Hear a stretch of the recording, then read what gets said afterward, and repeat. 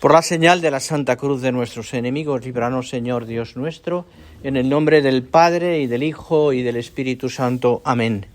Señor mío y Dios mío, creo firmemente que estás aquí, que me ves, que me oyes. Te adoro con profunda reverencia. Te pido perdón de mis pecados y gracia para hacer con fruto este rato de oración. Madre mía Inmaculada, San José, mi Padre y Señor, Ángel de mi guarda, interceded por mí. Hacemos esta primera meditación, como os digo, y iremos comentando. Sí que os añado que he dejado ahí unas hojas con un código QR, que ya os dije, para bajar un pequeño folleto, el que quiera, y una hoja con los temas más o menos de las meditaciones. Unas ideas, no todo el tema. Y lo empiezo, esta primera meditación, comentando un texto que habéis leído cientos de veces. Es el comienzo del Evangelio de San Juan, que podríamos leerlo, vamos a leerlo, vamos a escucharlo, aunque bien sabéis que casi podríais recetarlo vosotros de memoria. En el principio existía el Verbo, y el Verbo estaba junto a Dios, y el Verbo era Dios. Él estaba en el principio junto a Dios. Todo se hizo por Él. Sin Él no se hizo nada de cuanto ha sido hecho. En Él estaba la vida, y la vida era la luz de los hombres. Y la luz brilla en las tinieblas, y las tinieblas no le recibieron. Hubo un hombre enviado por Dios, que se llamaba Juan. Este vino como testigo para dar testimonio de la luz, para que por él todos creyeran. No era él la luz, sino el que debía dar testimonio de la luz. El Verbo era la luz verdadera, que ilumina a todo hombre que viene a este mundo. En el mundo estaba, y el mundo se hizo por él, y el mundo no le conoció. Vino a los suyos, y los suyos no le recibieron.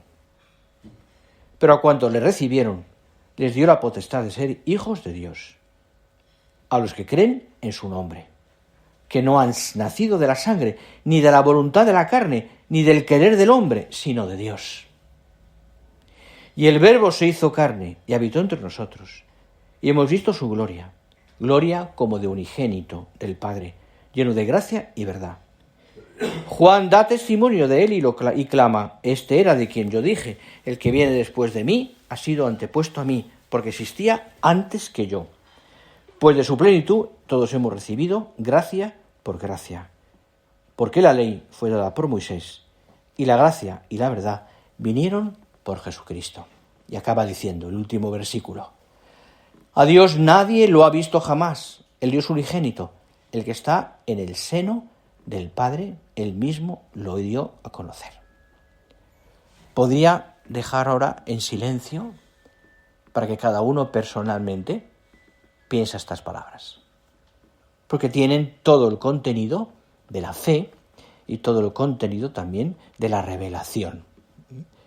Es un texto que tiene una profundidad, como bien sabéis, que nos abruma, que nos abruma. Aquí el Espíritu Santo, en mano de San Juan, se lució con estas palabras que son tantas veces meditadas. Pero mirad, si nos paramos en este texto y lo rezamos un poco despacio, puede ser ocasión esta mañana, pues sacamos muchísimas consecuencias de todo lo que aquí Juan nos dice. Y muy especialmente centrado en el misterio de la encarnación, el Verbo. El Verbo que se hace carne, que viene a los hombres. La magnitud de esa deferencia de Dios, por así decirlo, que quiere encarnarse, abajarse, anonadarse por nosotros. Es el misterio de la encarnación, que Dios quiso que fuese así, sencillamente por una sola y única razón, una razón de amor.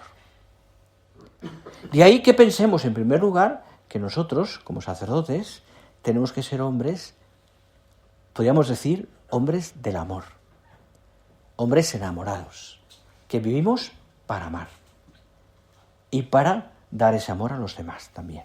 Transmitimos a través de nuestra vida ese amor. Cuando San Ignacio de Loyola escribía sus ejercicios espirituales, planteaba siempre el contemplar este misterio de la encarnación a través, decía él, de 3 imágenes complementarias. Un primer momento donde contemplaba la lamentable situación de la humanidad perdida, ofendiendo continuamente a Dios.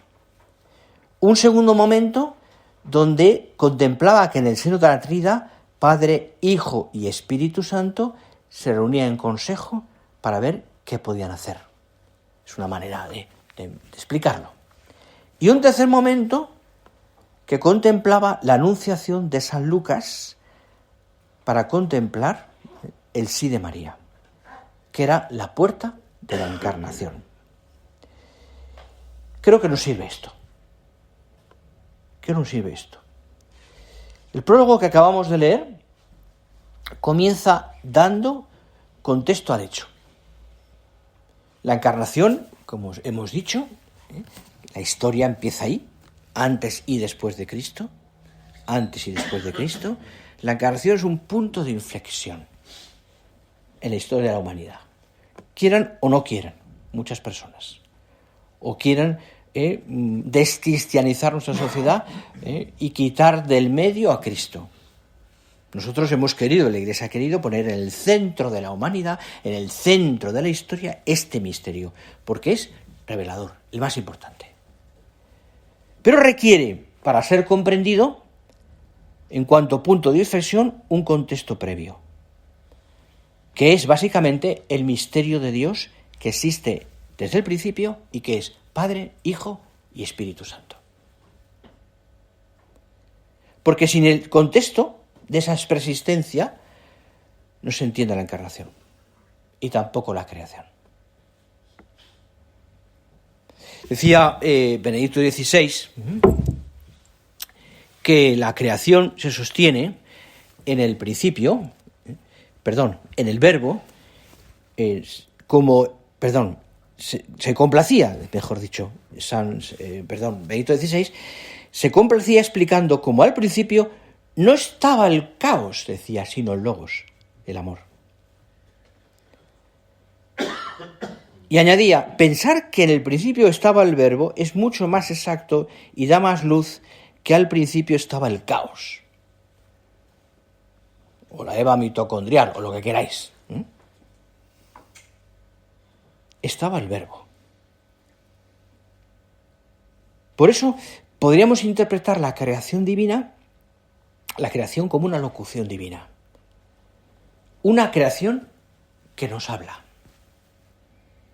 Una creación donde podemos descubrir nosotros las huellas de Dios y entender, por tanto, al hombre como imagen de Dios, que tiene un destino, que tiene una historia, que tiene una razón de vivir, una razón de existir.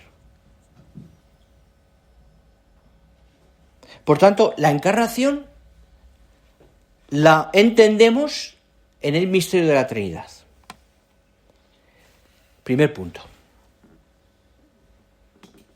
En segundo contexto, el rechazo del hombre. Lo hemos leído. Los hombres no le recibieron. Y vino a los suyos y los suyos no le recibieron. Y a uno le da pena, pensar eso. Porque en el fondo uno sabe que también yo soy hombre y yo también no le he recibido muchas veces. Yo le he apartado de mi vida muchas veces. Los hombres no le recibieron. Tú y yo estamos acostumbrados a escuchar en confesión muchas revelaciones íntimas de las personas y hemos visto y comprobamos con nuestras manos y con nuestro corazón cómo Dios, y dentro de un ámbito en el que la persona va a pedir perdón, pero cómo Dios es rechazado tantas veces y no es querido y es olvidado y es... Bien, los hombres no lo recibieron. Somos nosotros testigos de eso, porque además nosotros también nos pasa a nosotros.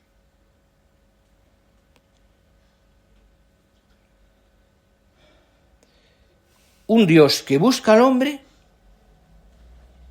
y es rechazado,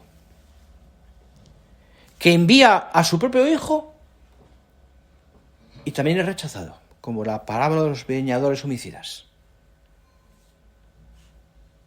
Así es. Es el mundo en el que estamos. El contexto del pecado es el contexto inmediato que se mueve la encarnación. El contexto del pecado. Dios viene a ser acogido y parece que el hombre no quiere acogerle. Como dice si no me equivoco, como le dice la Virgen el 13 de mayo del 17 a Lucía, Jacinta y Francisco: ¿queréis ofreceros a Dios para soportar todos los sufrimientos que Él quisiera enviaros en acto de reparación por los pecados con los que Él os ha ofendido y de súplica por la conversión de los pecadores? Eso es lo que les pregunta la Virgen. Ese es parte del misterio del anuncio de Fátima también. La remisión de los pecados. El perdón, la petición de perdón por los pecados. La respuesta es contundente: sí, queremos. Respuesta de 3 niños. Sí, queremos. ¿Qué le dura a la Virgen en este misterio, en esto que acabamos de ver? El pecado de los hombres. El rechazo de Dios. Por eso les pide a aquellas criaturas, si son capaces, si quieren ofrecerse y ofrecer a Dios tantas cosas. Sí, queremos. De alguna manera es lo que nosotros le hemos dicho al Señor también: sí quiero. Cuando se nos planteó nuestra vocación al sacerdocio: sí quiero. O en el bautismo, o en tantos momentos en el que hemos renovado las promesas bautismales, ¿no? ¿Renunciáis a Satanás? ¿Renunciáis al pecado? ¿Renunciáis a...? Sí, renuncio. ¿Creéis en...? Sí, creo. Cada uno de nosotros decimos sí a Cristo. Y de esa manera somos hechos hijos de Dios. Pero, nuestro sí depende del sí primero de María. Es verdad que María, podríamos decir, en términos futbolísticos, juega en otra liga, juega una Champions especial, María, es verdad. Pero solo después del sí de María, el tercer punto, el tercer tríptico del tríptico, solo después del sí de María, nosotros podemos decir sí a Cristo. Y nuestro agradecimiento a la Virgen deberá transcurrir cada vez más en una comprensión que va de más allá de lo sensible y nos lleva a contemplar hasta qué punto decimos con verdad que ella es Madre nuestra y puerta del cielo. Porque ella nos introduce en la tierra, introduce el cielo en la tierra y hace que nuestro sí a Cristo dependa del sí suyo.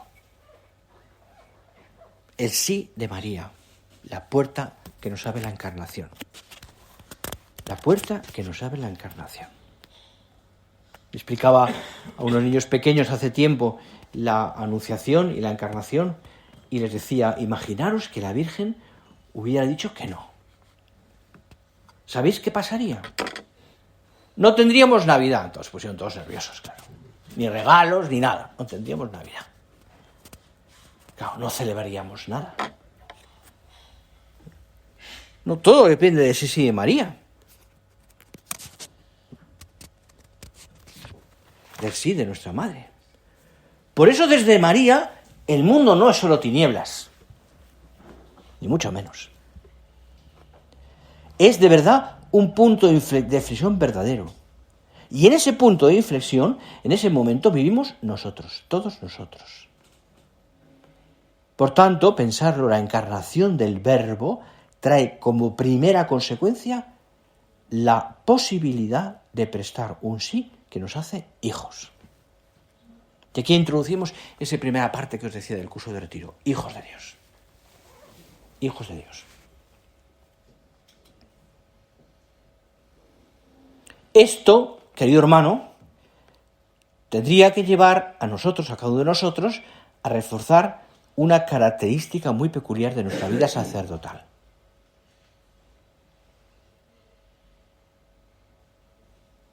Nosotros estamos diciendo al Señor todos los días sí. Queremos decírselo. Y es profundamente peculiar que resulta ese sí. Es peculiar porque en el 100% de los casos de los que estamos, es posible que ese sí haya sido inconsciente. Es decir, ¿a qué me refiero con esto? Somos conscientes de nuestras propias fuerzas, de nuestra debilidad. Somos conscientes de que sin Dios no podemos.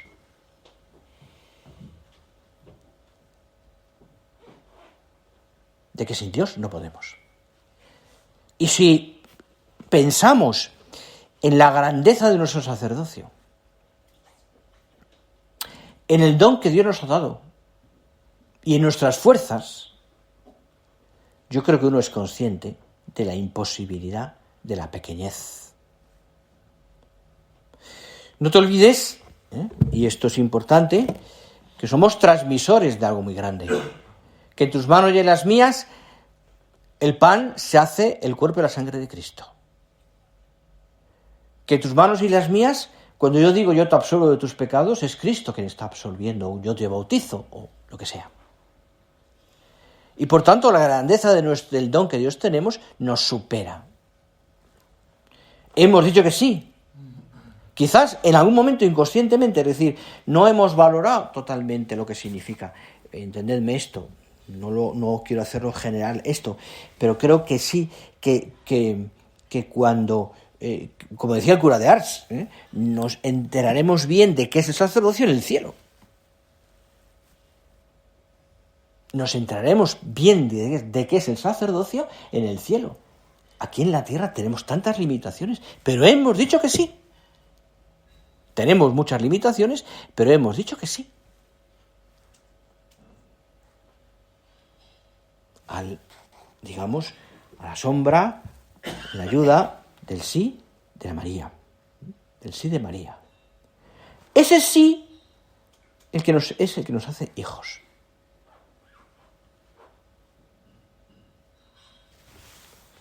De ahí que podríamos decir que la fisonomía espiritual de un cristiano es profundamente antipelagiana. Porque su origen es muy poco mío. Porque podemos decir casi gráficamente que viendo el origen de nuestra filiación divina, de nuestros hijos de Dios y de nuestro sacerdocio, que todo es gracia.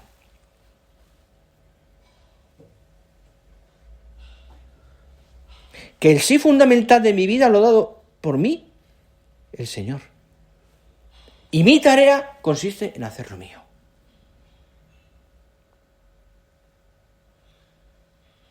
De ahí que la fisonomía espiritual es antipelagiana, es decir, no son mis fuerzas. Vivo de un regalo, de un don.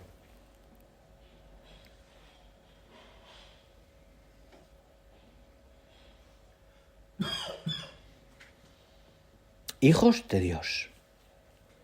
El sí de María. Tu sí.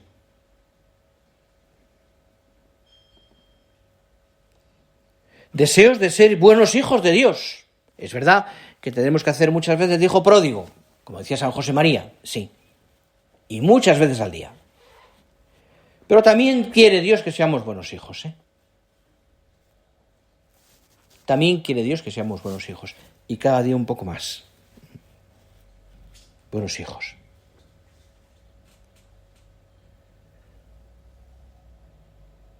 buenos hijos, que tiene un buen padre. Hoy la figura del padre, ¿verdad?, en tantas familias está tan poco considerada, y en muchas situaciones también te dicen niños, yo tengo 2 papás. Yo tuve un papá antes, ahora tengo otro. Este fin de semana estoy en casa de mi padre, el fin pasado en casa de mamá. Claro, el desconcierto ante la figura del padre, o de la madre también, pero la figura del padre es tremendo. Es tremendo, ¿no? O ya te dicen, tengo 2 mamás. Claro, se pierde mucho el sentido de la filiación, ¿eh? Y hablar a un niño o una persona que está empezando sus primeros pasos en la fe, cuando tiene una situación familiar así, de Dios, que Dios es padre, a veces puede desconcertar, no entenderla. Pero tenemos un buen padre. Un buen padre. El otro día estaba estos días, no sé, muchos la habréis visto, quizás algunos gustan más, otros gustos menos, pero en fin, aparte de eso, a mí hay cosas que he estado viendo estos días algunos capítulos de la serie de Chosen, Los Elegidos. Y ahí, bueno, la figura de Jesús se presenta muy bien, pero en fin, esto ya entraría dentro de lo opinable, etcétera, ¿no? Pero hay un momento que el otro día viendo un capítulo que me gustó mucho, un momento del encuentro de Jesús con María antes de una predicación, muy humano, donde Jesús le dice a la Virgen, ¿no? Hablan de su padre. Y Jesús le dice, hablando de San José, se suponía que en el momento ese que ya había muerto San José. Y Jesús, conmovido, le dice a la Virgen, le echo mucho de menos.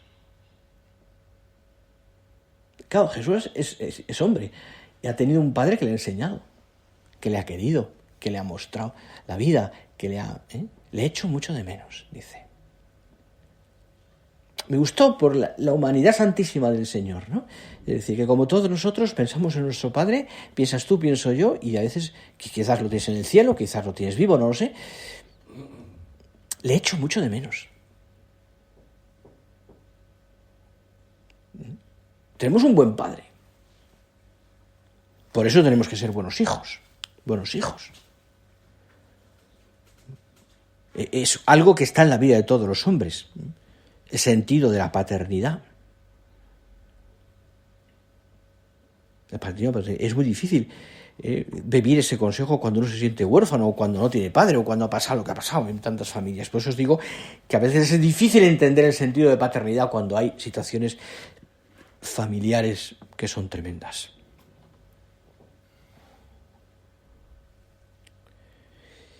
Es muy bonito ver este tema, ¿no? Pues de la filiación divina con el contexto también que lo entendía, por ejemplo, San José María.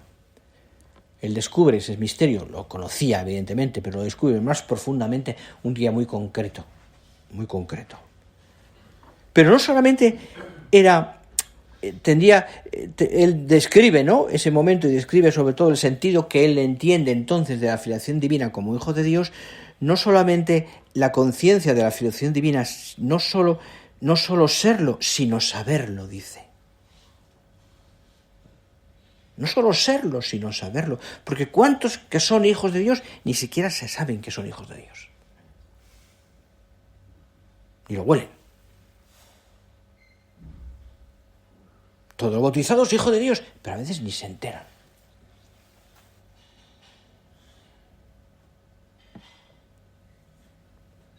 Quien es consciente de que es hijo de Dios, recibe, consciente y lo sabe, y vive como hijo de Dios, y tú y yo somos, antes que sacerdotes, hijos de Dios, y luego por un regalo, un don específico, una vocación, sacerdotes, quien lo entiende, recibe una luz potentísima para comprender su vida interior y vivirla de verdad, porque ser hijo de Dios es la identidad más profunda. Más profunda. Y creo que ahí podríamos darle muchas vueltas, vale la pena. Alguna cosa más saldrá después, en otras meditaciones, pero vale la pena, porque creo que es importantísimo que anclemos mucho en nuestra vida este sentido de la filiación divina. y que aprendamos, y es la idea que os decía, a ser hijos. A ser hijos. Señor, se lo decimos tú y yo ahora, que junto con la alegría de saberme hijo de Dios y el agradecimiento a ti, a la Iglesia, a mis padres, ayúdame a renovar mi consciente, a hacerlo más explícito, para que sea con esa luz potente mis paradojas espirituales, mi contraposición, gracia, libertad, esfuerzo y apertura, todo para que todo se ordene muy bien. Aparece al final, y voy terminando ya esta primera meditación, aparece ya al final en el iba a decir como un cuerpo extraño, no sé si un cuerpo extraño o de pronto, como se dice habitualmente, ¿no? Como Pilato en el credo, ¿no? De pronto ahí aparece Pilato, ¿no? Aparece Pilato. Pues aparece en el contexto del prólogo de San Juan, de San Juan el apóstol, Juan Bautista.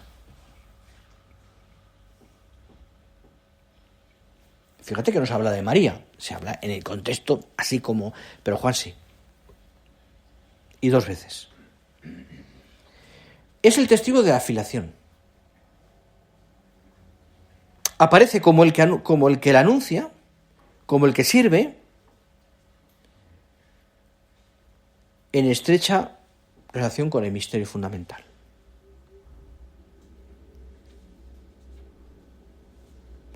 Y creo que ese actor secundario que es Juan Bautista aquí nos puede ayudar también a nosotros a entender nuestro ministerio sacerdotal como servicio de la filiación divina o al servicio del ser hijos de Dios. Es más, somos sacerdotes, hijos de Dios, y tratamos a los hijos de Dios.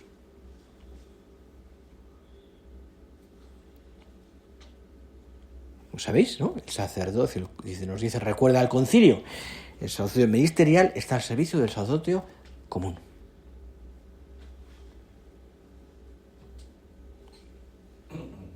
Juan nos enseña eso también. Sirviendo. Vamos a terminar esta primera meditación. Os he dado ideas, os digo, quizás un poco deslavazadas. Cada uno las puede pensar un poco más en ese contexto. Pero insisto que todo dependerá de ti, de lo que tú quieras, de cómo te vayas metiendo en Dios en estos días. Que te acompañe la Virgen, que sea ella quien te ayude también a vivir estos días de ejercicios, pues con ganas de renovarnos, a eso venimos.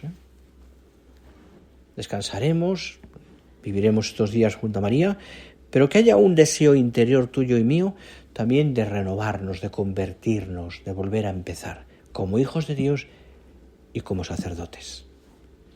Ponemos todo esto en manos de nuestra Madre Santa María, la Virgen de Fátima.